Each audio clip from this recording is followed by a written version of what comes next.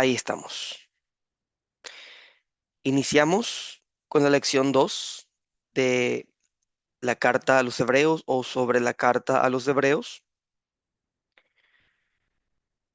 Hoy nos toca desarrollar lo que sería el contenido y la estructura de esta carta a los hebreos. Bueno, a modo de introducción, acá en la portada tenemos la carta a los hebreos, lección 2, contenido y estructura de la carta a los hebreos. Ok, a modo de introducción.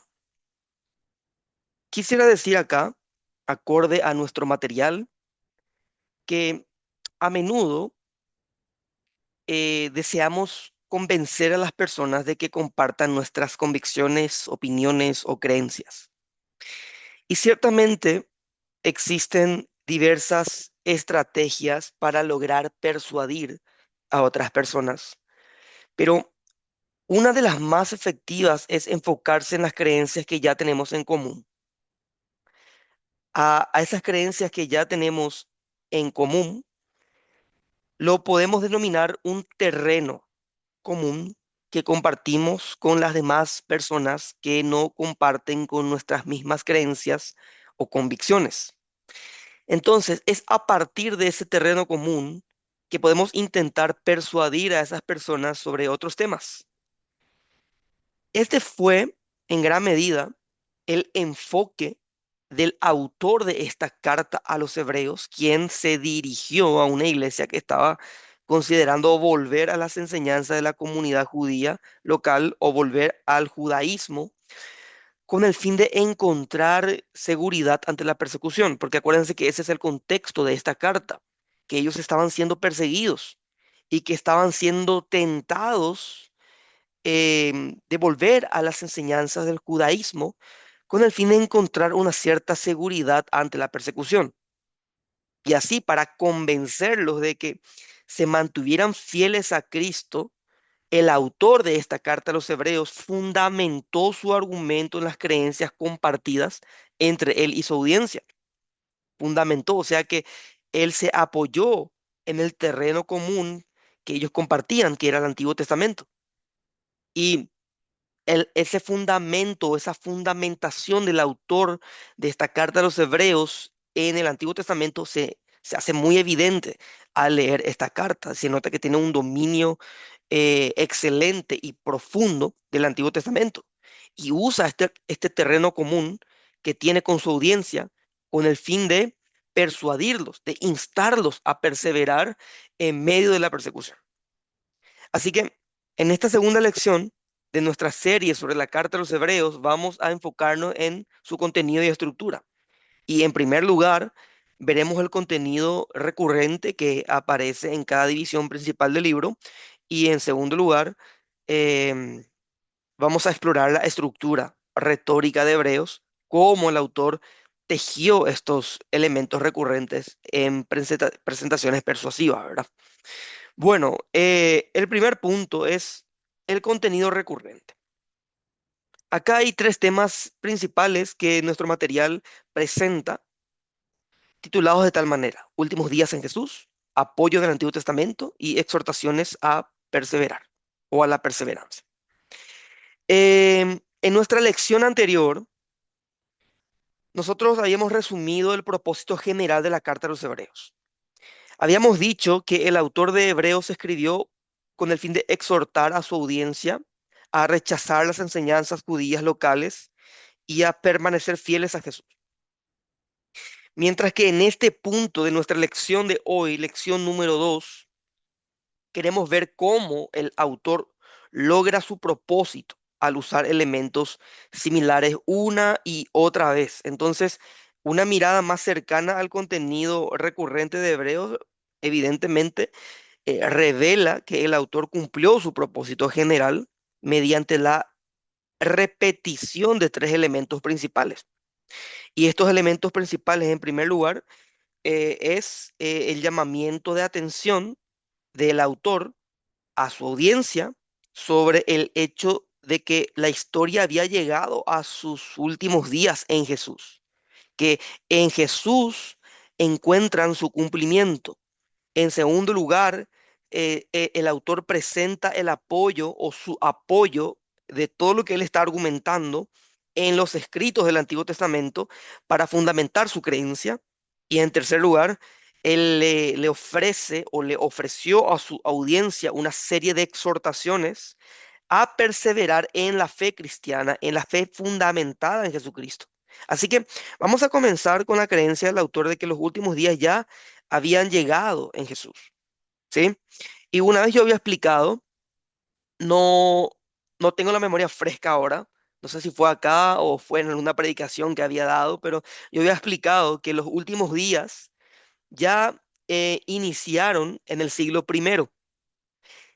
Desde la ascensión de Jesús para adelante, la historia se comenzó a mover a través del fin. No hacia el fin, sino a través del fin.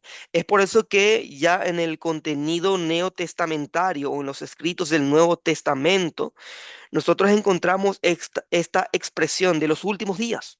O sea que estamos viviendo los últimos días hace 2000 años atrás o desde hace 2000 años atrás. ¿Se entiende?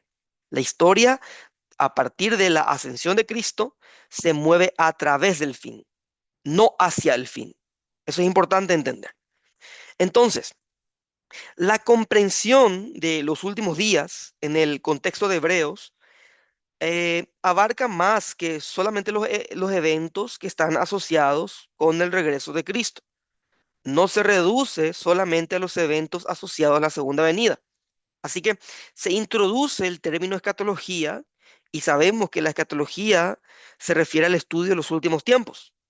Y este concepto se remonta al Antiguo Testamento donde se mencionan los postreros días. Los postreros días es un término común en el Antiguo Testamento que lo encontramos, por ejemplo, en Deuteronomio, en donde se alerta a Israel sobre el exilio y se le promete bendiciones tras el arrepentimiento. O sea que es algo que nosotros conocemos, algo que se encuentra presente allí en el Antiguo Testamento. Entonces, ¿qué es lo que hace el autor de Hebreos? El autor de Hebreos establece que en los últimos días Dios ha hablado a través de su Hijo Jesús, quien es la culminación de todas las profecías. Así que desde el comienzo, en el primer versículo de la carta a los Hebreos, el autor quiere que sepan que Jesús es el cumplimiento de todas las palabras de la profecía que vinieron antes que él. Por eso él dice, en el pasado Dios habló a los padres por los profetas en muchas ocasiones y de muchas maneras, pero en estos últimos tiempos nos ha hablado por su Hijo o por el Hijo.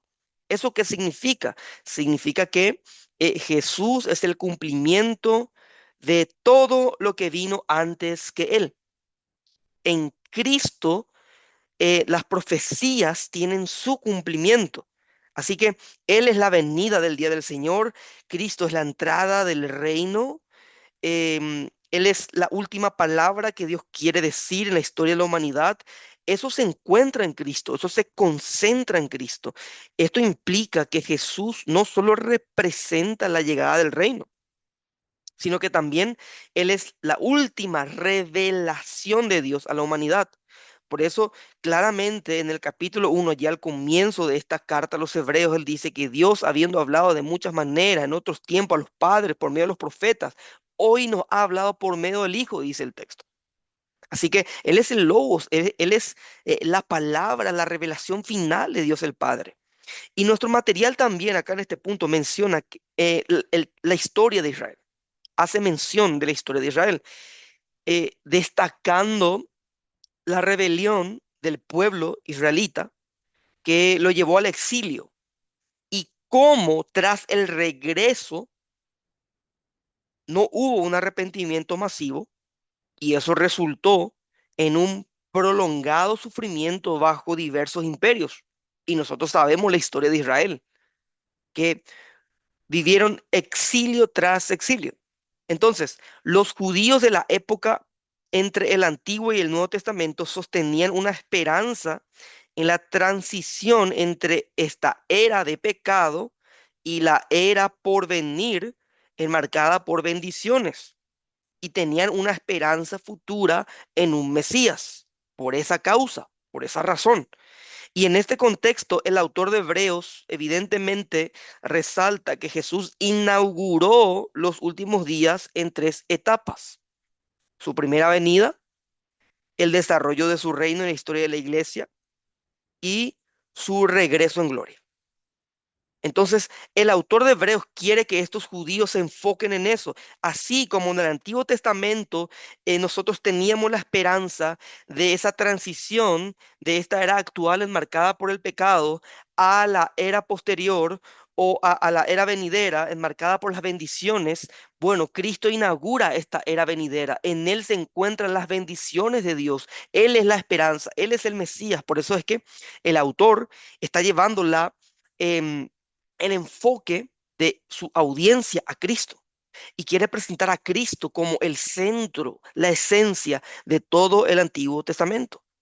Y ciertamente Jesús inaugura esta era de bendiciones en su primera venida, en el desarrollo de su reino, en la historia de la iglesia y en su regreso en gloria en donde se consumará lo que él ha iniciado con su primera venida. Así que este enfoque permite al autor de esta carta a los hebreos conectar con las creencias de su audiencia. ¿Por qué? Porque evidentemente hay una continuidad. Sabemos que también existen discontinuidades y eso creo que lo habíamos visto en el curso sobre los evangelios, si no mal recuerdo, pero evidentemente hay un terreno común que comparte el autor con su audiencia. Entonces, es este enfoque que le permite al autor de la Carta a los Hebreos conectar con las creencias de su audiencia, resaltando las diferencias teológicas entre los que creen en Jesús y los que no creen en Jesús.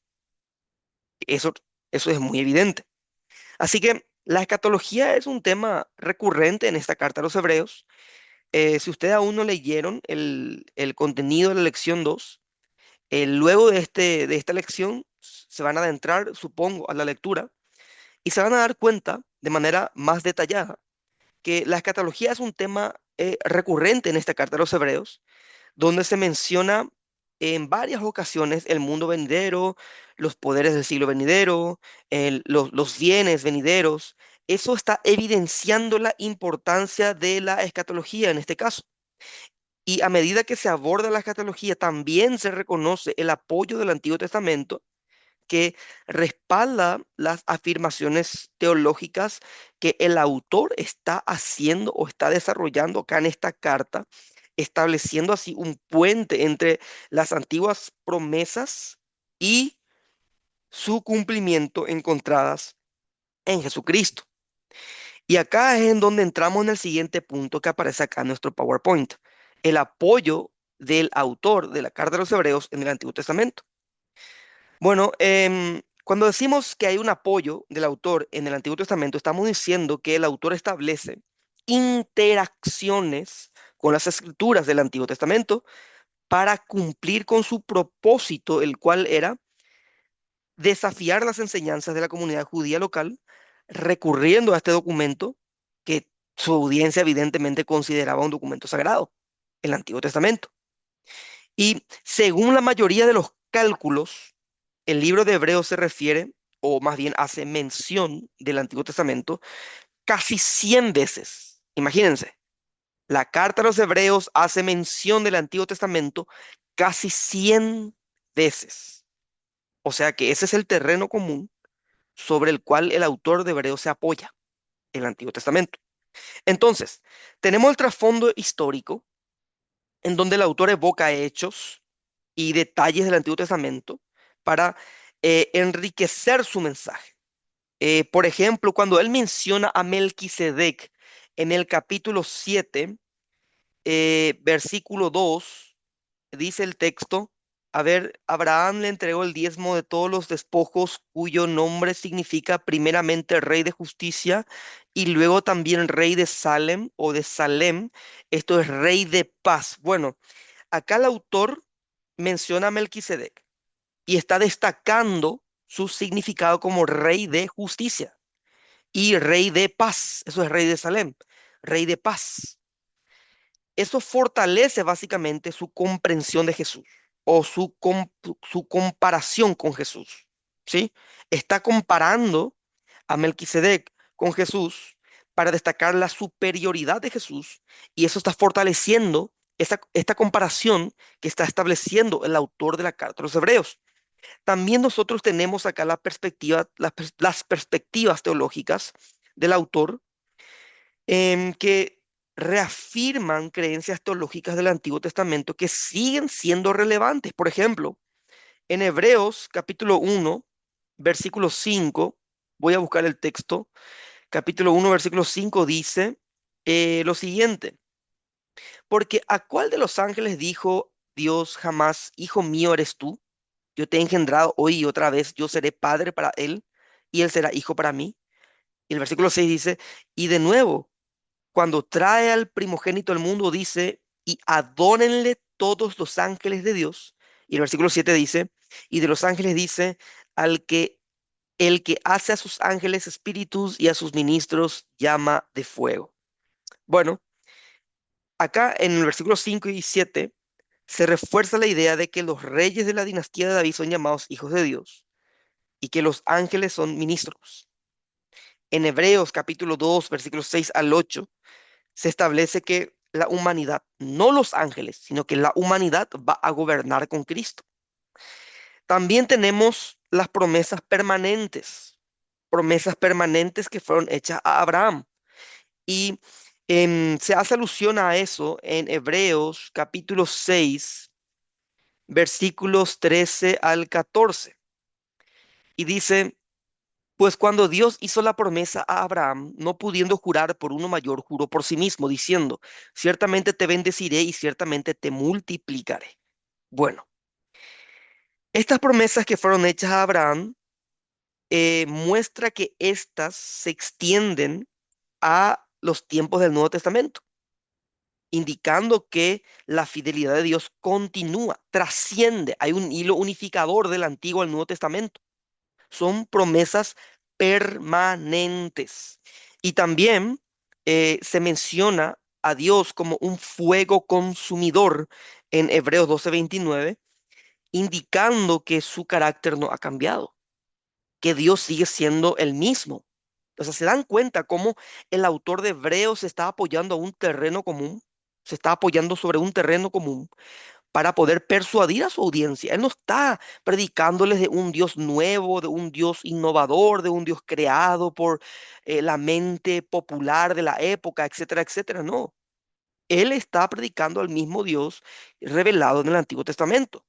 Él por eso le está persuadiendo a su audiencia de que tienen que perseverar en la fe en Jesucristo porque Cristo es el cumplimiento de las promesas.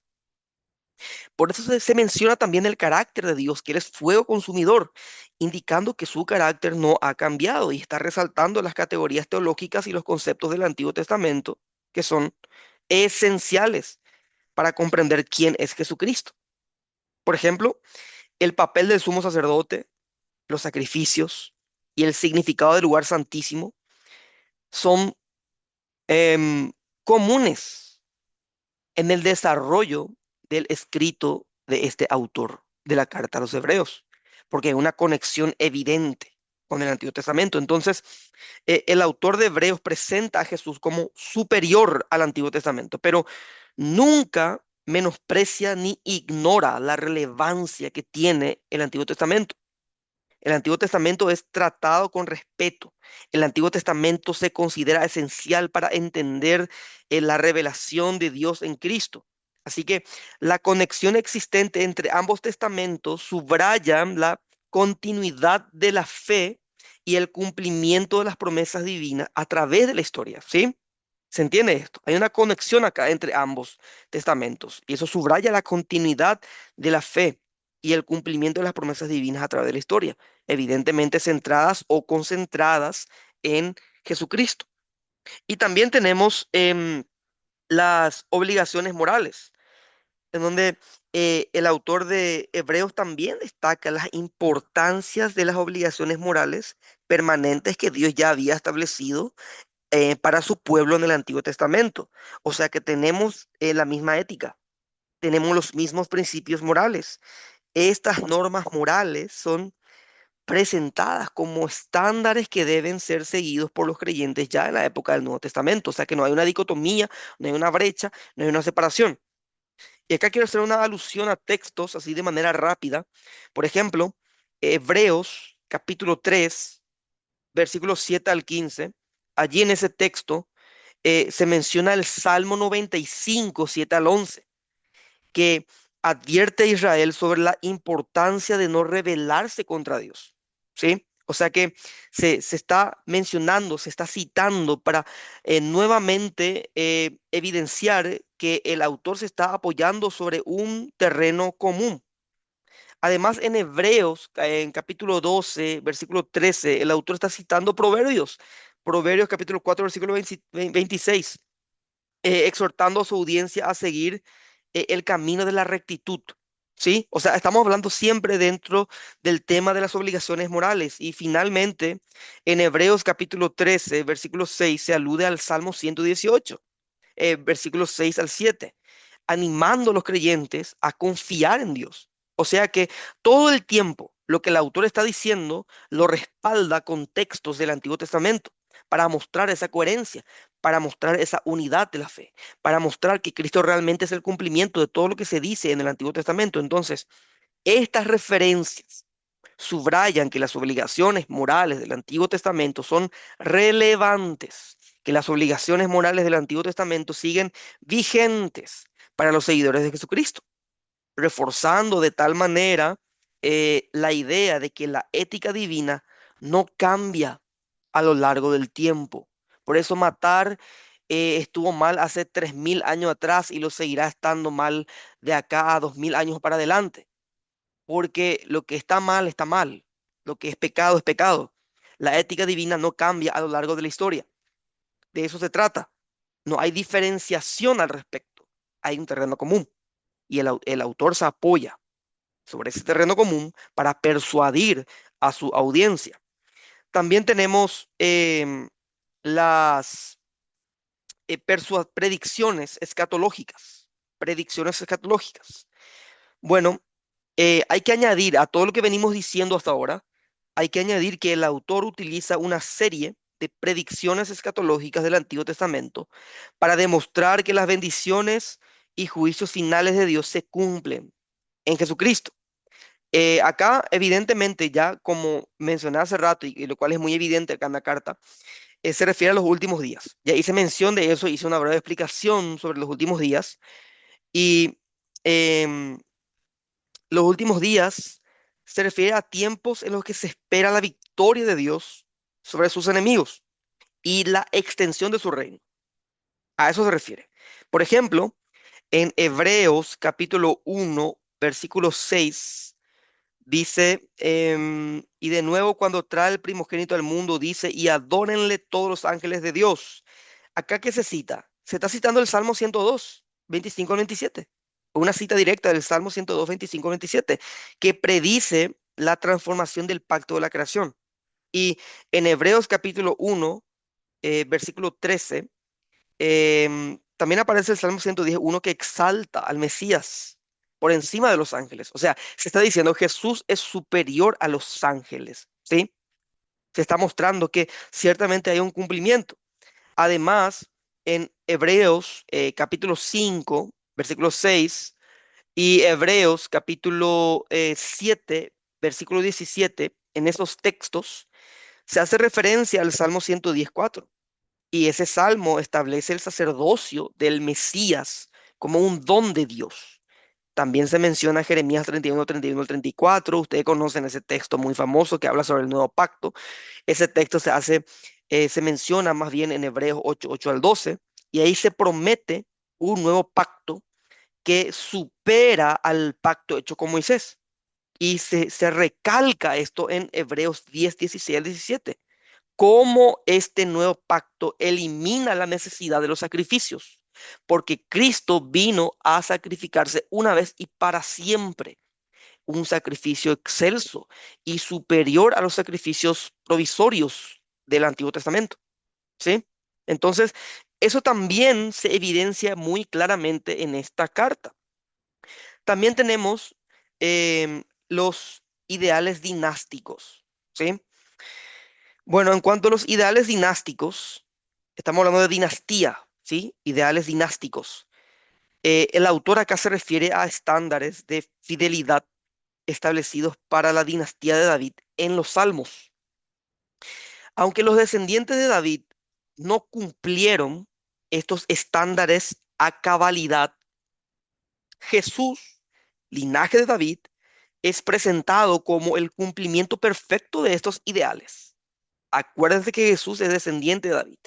Por ejemplo, en Hebreos capítulo 1, versículo 5, nuevamente se citan salmos. Salmo 2:7. Se cita también segunda de Samuel 7:14. Voy a leer lo que dice Hebreos 1:5 nuevamente, porque ¿a cuál de los ángeles dijo Dios jamás, hijo mío eres tú? Yo te he engendrado hoy y otra vez yo seré padre para él y él será hijo para mí. Y tenemos lo que dice acá, Salmos capítulo 2, versículo 5. También lo voy a leer, Salmo 2, versículo 5. Dice, luego les hablará en su ira y en su furor los aterrará diciendo, pero yo mismo he consagrado a mi rey sobre Sión, mi santo monte. Ciertamente anunciaré el decreto del Señor que me dijo, mi hijo eres tú, yo te he engendrado hoy. Pídeme y te daré las naciones como herencia tuya y como posesión tuya los confines de la tierra. También se hace alusión a esto en 2 de Samuel, capítulo 7, versículo 14. Dice lo siguiente, les leo. eh, yo seré padre para él y él será hijo para mí. Cuando cometa iniquidad, lo corregiré con vara de hombres y con azotes de hijos de hombres, pero mi misericordia no se apartará de él, como la aparté de Saúl, a quien quité de delante de ti. Tu casa y tu reino permanecerán para siempre delante de mí. Tu trono será establecido siempre, para siempre. Acá se está hablando de que Cristo cumple con estos ideales dinásticos, ¿sí? Su reino es establecido para siempre. O sea, y está indicando que Dios adoptó a un descendiente de David como su hijo.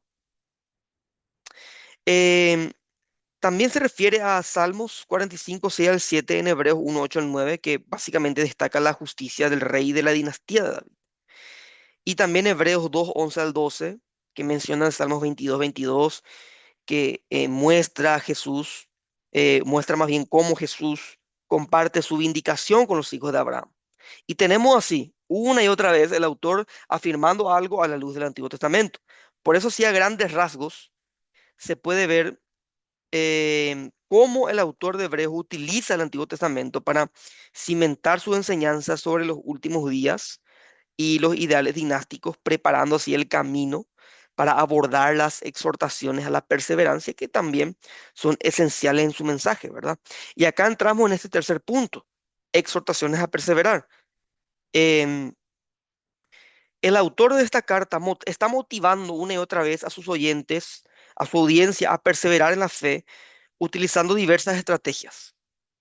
Primero destaca citas del Antiguo Testamento que muestran cómo Dios ha continuado actuando con su propósito, especialmente en los últimos días al enviar a Jesucristo a este mundo, ciertamente.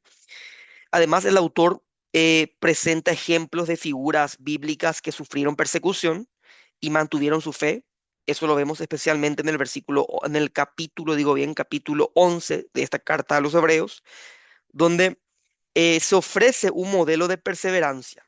El mayor ejemplo es el propio Cristo, ¿sí? Él es el mayor ejemplo por excelencia, quien por la gloria que le fue puesta delante, sufrió en la cruz, despreciando la vergüenza, lo que lo convierte a él en un modelo a seguir para los cristianos en su propio camino de la fe, en nuestro propio camino de la fe, en su propio sufrimiento, en nuestro propio sufrimiento. Así que esta combinación de ejemplos, esta combinación de referencias bíblicas sirve para alentar a los creyentes a mantenerse firmes en su compromiso con Dios. Entonces, continuando para cerrar con esta primera parte del contenido recurrente, el libro de Hebreos presenta una serie de exhortaciones dirigidas a su audiencia, que tiene el fin de animar a su audiencia a responder emocional, conceptual y conductualmente para perseverar en su fe. El autor acá está enfatizando la importancia de no endurecer el corazón, ¿sí? Ese vocabulario de no endurezcan sus corazones, ese vocabulario de cuiden su vida, cuiden su corazón, tengan cuidado, eso revela un carácter muy pastoral en este autor anónimo de la carta a los hebreos. Él está preocupado por su audiencia. Es muy intelectual, ciertamente, pero no es un intelectual frío. Presenta un dominio muy impresionante del Antiguo Testamento, pero él está instando a su audiencia a responder emocional, conceptual y conductualmente para perseverar en su fe.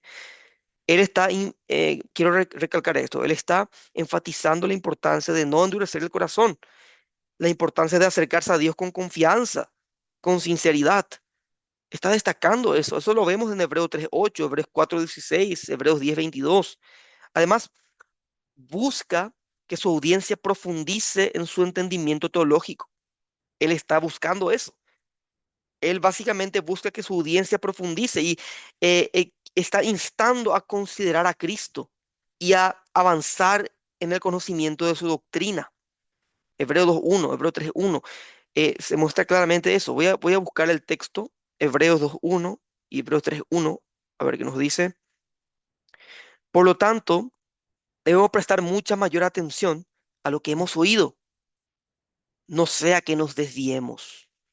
Y Hebreos 3:1 dice, por tanto, hermanos santos, participantes del llamamiento celestial, considerad a Jesús, el apóstol y sumo sacerdote de nuestra fe. O sea, se dan cuenta cómo está instando a avanzar en el conocimiento de la doctrina que le está presentando. Su doctrina, que evidentemente es fundamentada en el Antiguo Testamento.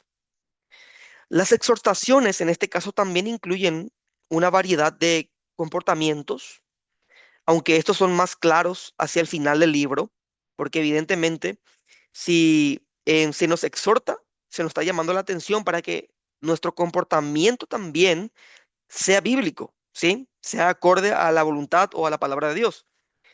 Y eso se hace muy evidente hacia el final de esta carta a los hebreos, donde se abordan temas como la moralidad, la hospitalidad, el compromiso con Cristo. Se abordan estos temas. Y el autor combina motivaciones positivas como la gracia de Dios, la recompensa eterna o recompensas eternas, pero al mismo tiempo añade allí las advertencias sobre el juicio divino para aquellos que se apartan. ¿Sí? O sea que es duro, exhorta frontalmente, pero al mismo tiempo le hace recordar de las promesas de Dios, de la gracia de Dios y de las recompensas eternas. Así que hay un equilibrio aquí, un equilibrio que busca estimular a la audiencia a perseverar en su camino cristiano. Eso se puede notar. Un aspecto controvertido del texto, por ejemplo, son las advertencias sobre la apostasía. Em, Estas advertencias que principalmente encontramos en Hebreos 6, en Hebreos 10, han suscitado debates sobre la seguridad de la salvación. Bueno, yo creo que no va tanto por la seguridad, sino por la pérdida real de la salvación. Sabemos que nosotros, a la luz de nuestra comprensión teológica de estos textos y a la luz de la evidencia más general y amplia de la revelación bíblica, podemos adquirir o tener una seguridad de la salvación porque creemos firmemente que la Biblia nos enseña que la salvación no puede perderse, porque la salvación es sostenida por el poder de Dios y el Espíritu Santo es la garantía de la consumación final de esa salvación que ya disfrutamos y que vivimos hoy. El autor de Hebreos utiliza términos que a menudo se reservan para los verdaderos creyentes, lo que puede llevar a confusiones o a confusión sobre el estado de aquellos que se apartan. Lo que se argumenta es que estas descripciones también pueden aplicarse a quienes forman parte de la iglesia visible, pero acuérdense, no todos los que forman parte de la iglesia visible son realmente salvos. Así que hay gente que forman parte de la iglesia visible que no poseen una fe genuina. Por lo tanto, pueden apostatar, ¿sí? Y la apostasía revela su estado final espiritual, de que nunca fue salvo, no de que perdió la salvación.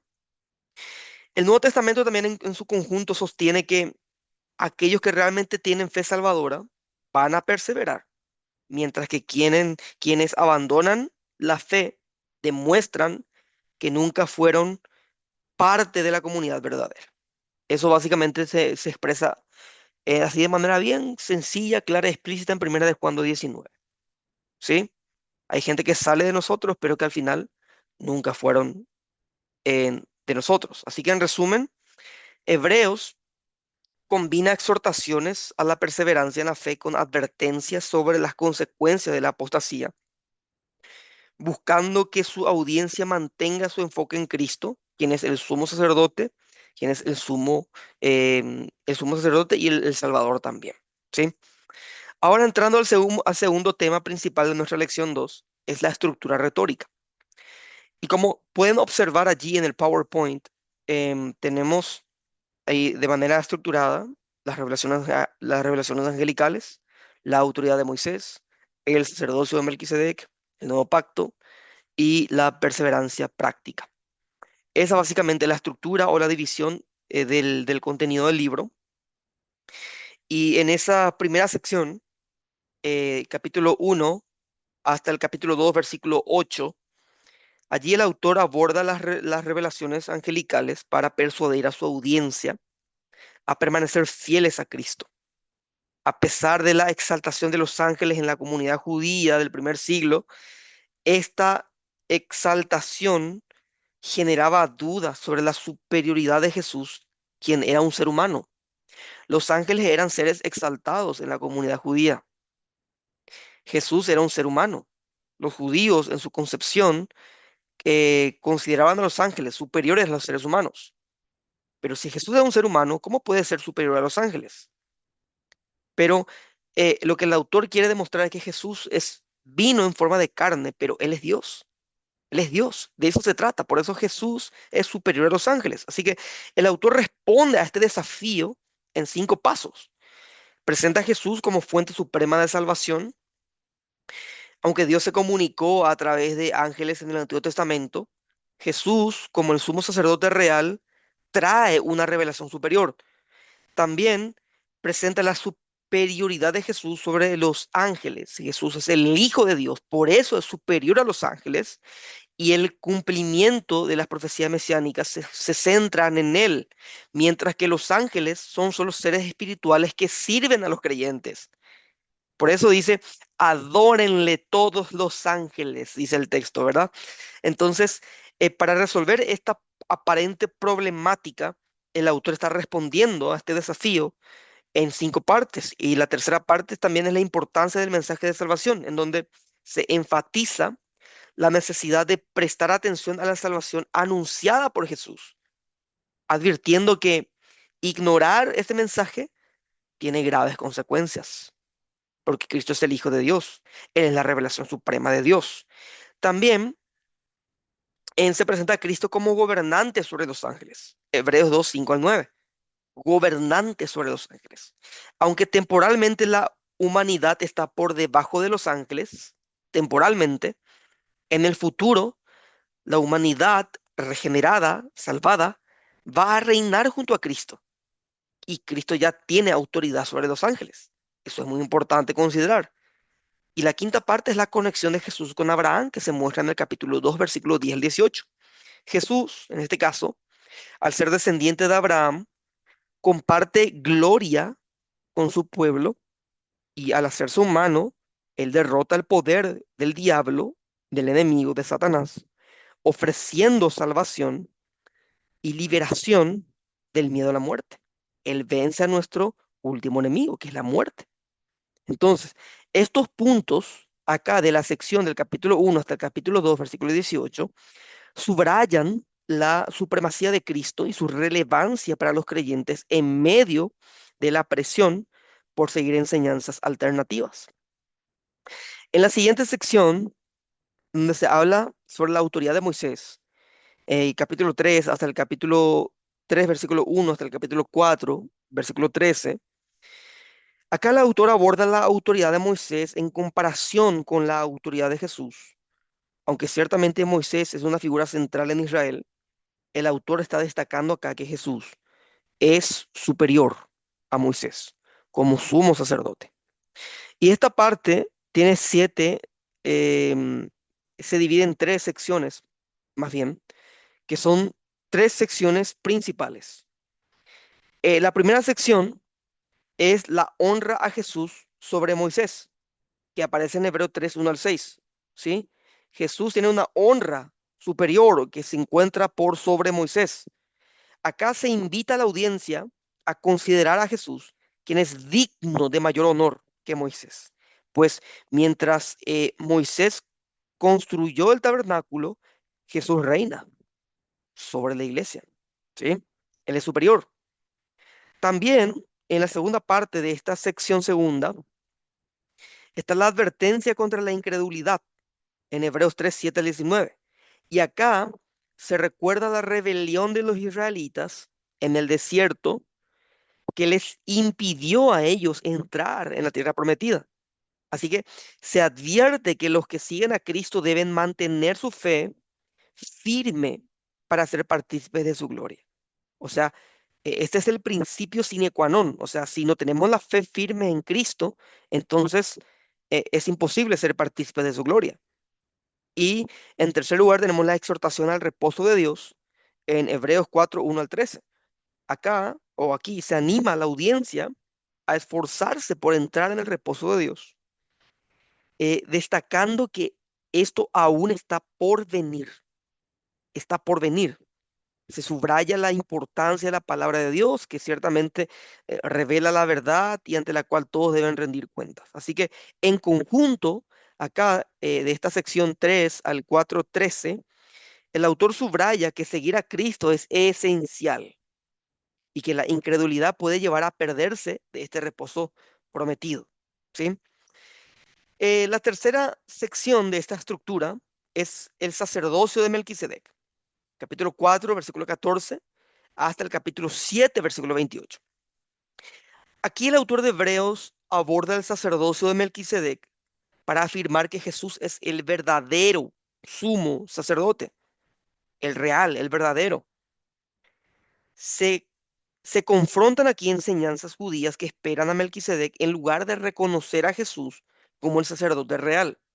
Entonces, la discusión acá, en esta sección de estos capítulos, se organiza en cuatro secciones. La primera es la exhortación a mantener la fe. Se alienta a la audiencia a permanecer firmes, destacando que Jesús, como sumo sacerdote sin pecado, ofrece gracia, ofrece misericordia. La segunda parte eh, están las calificaciones de Jesús, donde se explica cómo Jesús está calificado para el sacerdocio según el orden de Melquisedec, cumpliendo los requisitos por su obediencia y sufrimiento. Se citan salmos para mostrar que Dios lo designó como sacerdote eterno. En tercer lugar, también se menciona la madurez de la fe o en la fe, en Hebreos 5 11 al 6 12. Acá se anima a la audiencia a crecer en su entendimiento y no caer en la apatía. Entonces se advierte que perder la fe en Jesús implica no perder la salvación, sino evidencia que uno realmente nunca estuvo anclado en Cristo, nunca tuvo una fe salvífica real en Cristo. Y en último lugar se destaca la superioridad de Jesús sobre el sacerdocio levítico. Hebreos 6:13 al 7:28 se establece que el sacerdocio de Jesús supera al sacerdocio levítico en base o apoyándose en la figura de Melquisedec. ¿Qué es lo que se argumenta? Se argumenta que como Melquisedec recibió diezmos de Abraham, Jesús a su vez es superior a Leví. Jesús ofrece por esta causa una expiación definitiva, contrastando con los sacrificios levíticos que eran temporales. El sacerdocio levítico era temporal, pero el sacerdocio de Cristo es eterno, es para siempre. Él es sacerdote para siempre. ¿Sí?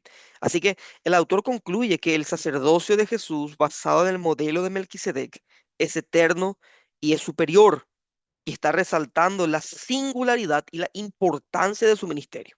¿Sí? Después tenemos el nuevo pacto. Esta sección es ciertamente extensa, capítulo 8, versículo 1 hasta el 11, versículo 40. Acá el autor se centra en el nuevo pacto, sí, por eso se menciona, se nombra nuevo pacto, y se está destacando la superioridad de este nuevo pacto sobre el antiguo pacto. Y claramente se basa en Jeremías 31:31, que predice un pacto renovado para Israel y Judá. Esta parte se divide en varias secciones claves. Se menciona a Jesús como el mediador de este nuevo pacto. Se menciona a Jesús, más bien la superioridad del sacerdocio de Jesús. Se menciona la necesidad del sacrificio de Jesús. Se menciona el perdón final del pecado o de los pecados. También se mencionan las exhortaciones a la perseverancia y la fe salvadora y los ejemplos de fidelidad en el capítulo 11, que es un capítulo muy famoso. Jesús es presentado como el mediador del pacto, y acá se establece que Jesús es el sumo sacerdote en el cielo, sirviendo en un verdadero tabernáculo, a diferencia del antiguo pacto, que fracasó por los pecados del pueblo. El nuevo pacto ciertamente está em, basado en mejores promesas, que garantiza transformación y que garantiza perdón eterno, categóricamente. Y si Jesús tiene un sacerdocio superior, entonces em, está mostrando que los sacrificios del Antiguo Testamento eran temporales y debían repetirse, o sea, eran sacrificios recurrentes. Pero contrastando con el sacrificio de Jesús, este sacrificio es único, este sacrificio es completo. No hace falta que Jesús vuelva a venir y a volver a morir. No, es un sacrificio eficaz, absoluto, perfecto, completo. Eso permite el acceso directo a Dios, ¿sí? Por eso es un nuevo pacto, un mejor pacto. Y se explica que este nuevo pacto requiere la muerte de Cristo y la sangre de Cristo. O sea, similar a un testamento que entra en vigor con la muerte del testador, básicamente. Jesús eliminó el pecado de una vez por todas, de tal manera es que Él puede ofrecer un perdón definitivo y evidentemente Él perdona.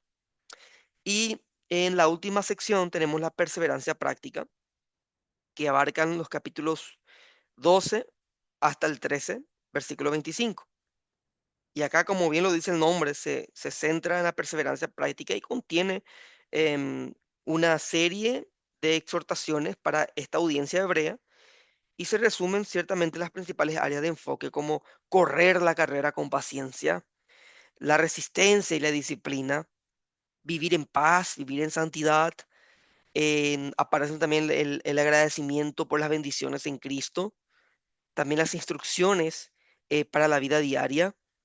Y hay un cierre más bien, un cierre y una bendición final, en donde el autor concluye con una oración de bendición, pidiendo que Dios fortalezca a la audiencia y les exhorta a su audiencia a permanecer firmes en la enseñanza recibida. Así que la carta luego termina con saludos, pero acá hay una serie de exhortaciones que son importantes considerar. Por ejemplo, el autor está animando a la audiencia a despojarse del peso del pecado y fijar la mirada en Cristo, quien también perseveró en su camino. O sea que hay un ejemplo. Cristo es el ejemplo por excelencia. Se exhorta a los creyentes a resistir el sufrimiento como disciplina divina que produce frutos de justicia. Se cita Proverbios para reforzar esta idea de que la disciplina es parte del crecimiento espiritual. El autor también insta a los seguidores a animarse mutuamente, a mantener la paz, evitando caer en la inmoralidad. Así que se menciona a Esaú como un ejemplo de alguien que perdió su herencia, ¿sí? Y bueno, básicamente esta es la estructura de esta carta a los hebreos. Y luego tenemos la conclusión, ¿sí? Ya cerrando esta lección, en conclusión, nosotros podemos decir que el libro de Hebreos nos llama a ver las Escrituras como nuestra autoridad y a recibir a Cristo como el cumplimiento de todo lo que Dios ha prometido. Así que nos exhorta a amar a Cristo, nos exhorta a servir a Cristo con corazones agradecidos, hasta que llegue aquel día en el que vamos a recibir el reino que Él está preparando para nosotros, que es el único reino que jamás será sacudido, evidentemente. Em, bueno, básicamente esta es la lección de hoy, lección número 2, a grandes rasgos. Em, Quisiera preguntarle si es que alguna parte no se entendió o si es que en sus apuntes hay algo que quieren resaltar y comentar acá en esta sala virtual. Em, Quisiera darles este tiempo, por favor, ¿sí? No quiero que sea muy monótona la clase, por ahí si quieren añadir algo adelante, por favor. Pastor Antonia, soy. Sí, Em, yo digo